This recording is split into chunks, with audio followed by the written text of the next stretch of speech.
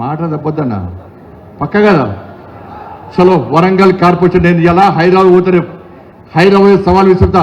Yes, Warangal కార్పొరేషన్లో మేము 100% గెలుస్తున్నాం. మీ GHMC గెలుస్తారా? మేం గెలుస్తాం. ఆ సవాల్ చేయొచ్చు కదా. నాకు వరంగల్ ఫీలింగ్ ఎక్కువ, వరంగల్తోనే బాగా సంబంధాలు అన్న, వరంగల్కి ఎక్కువ వచ్చిపోతుంటా అన్న. వరంగల్ అంటే ప్రేమ అన్న. అందుకే ఈరోజు మీ ముందు మాట్లాడుతున్నాను. నేను హైదరాబాద్లో మాట్లాడలే, హైదరాబాద్లో జిహెచ్ఎంసీ నాయకులు మాట్లాడారని. ఇలా వరంగల్ నాది, వరంగల్లో గెలిపించే బాధ్యత అందరు తీసుకుంటాం.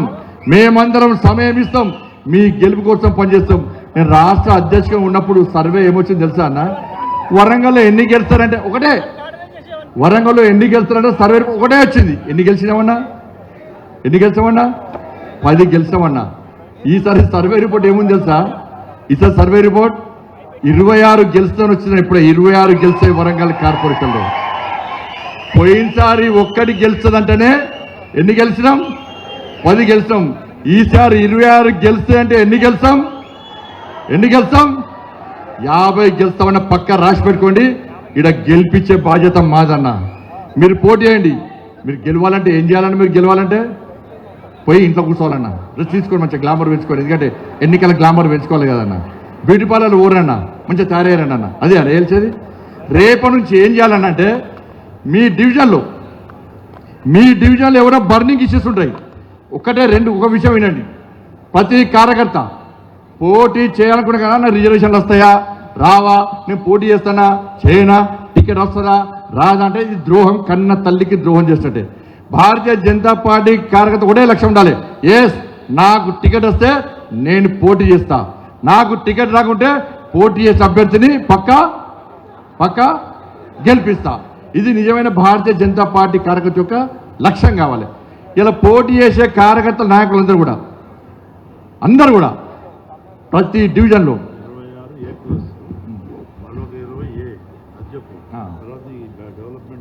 అన్న సర్వే రిపోర్ట్ అన్న చెప్తాను. 26 మనకు గెలిచేది అన్న.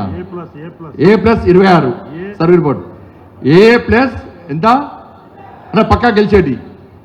A12 A అంటే ఇక గెలవడానికి కొంచెం కష్టపడి కొంచెం నూక్త బయటపడతారు అన్నట్టు. ఎంత 12 మనం గెలుస్తామా లేదా?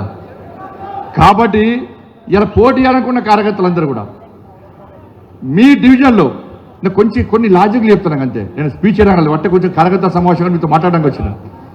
పోటీ చేయాలనుకున్న కార్యకర్తలు రేపటి నుంచి ఏం చేయాలంటే ప్రతి డివిజన్ ప్రతి ఇంటికి పోవాలి. ఇంటికి పోయి అన్న బాయ్ హాయ్ అనద్దన్న. ఏమనాలి? అక్క అన్న జై శ్రీరామ్, మన నినాదమే జై రాముని ఆశీర్వాదం మనకు ఉండదన్న. ఏమనాలి? అక్క అన్న అంకుల్ ఆంటీ జై శ్రీరామ్. ఒక్క ఇంటికి కనీసం ఎన్నికల వరకు 6 సార్లు అవ్వాలన్నా. 6 సార్లు అవ్వాలి. అక్క జై శ్రీరామ్, అన్న జై శ్రీరామ్. నేను భారతీయ జనతా పార్టీ కార్యకర్తను, నరేంద్ర మోడీ వారసుని. ఈ వరంగల్ కార్పొరేషన్కు ఇన్ని కోట్ల రూపాయల నిధులు తీసుకొచ్చినాం. ఇలా ఒక్కసారి మాకు మేయర్ అవకాశం ఇవ్వండి, నన్ను కార్పొరేట్ చేస్తే ఇలా వరంగల్లో మేయర్ మేమవుతాం. ఇవాళ ఇంతవరకు నిధులు తీసుకొచ్చినాం, ఇంకా ఎక్కువ నిధులు తీసుకొస్తాం. మాకు ఓటేయకుండా మళ్ళీ చెప్తున్నా, వరంగల్ ప్రజలకు విజ్ఞప్తి చేస్తున్నా. ఇవాళ వరంగల్ కార్పొరేషన్లో మాకు కార్పొరేటర్లు కాదు, మా టార్గెట్ నగరం మేయర్. ఇలా మేయర్ మేము గెలిస్తేనే ఇవాళ నిధులు డైవర్ట్ కాకుండా ఇవాళ అభివృద్ధి సాగుతుంది తప్ప ఇవాళ బీఆర్ఎస్లో కాంగ్రెస్లో మేయర్ అయితే ఇవాళ మేము తెచ్చిన నిధులన్నీ డైవర్ట్ అయ్యి స్మార్ట్ సిటీ ఏ విధంగా అంధకారం అయిపోయిందో, అబాస్ పాలైందో, ఇలా అభివృద్ధి మొత్తం కూడా ఆగే ప్రమాదం ఉంది. కాబట్టి మాకు కార్పొరేట్ టార్గెట్ కాదు, మా టార్గెట్ వరంగల్ కార్పొరేషన్లో మేయర్ పక్కా గెలవాలనే లక్ష్యంతో మేము ముందుకు వస్తున్నామన్నా. మాకు ఓటేయండి. నన్ను కార్పొరేట్ గెలిపిస్తే ఢిల్లీ నుంచి నిధులు వస్తాయి. కాంగ్రెస్ పార్టీకి ఓటేస్తే ఉన్న నిధులు పోతాయి. బీఆర్ఎస్ పార్టీ గెలిచే పరిస్థితి లేదు, పోటీ చేయడానికి క్యాండిడేట్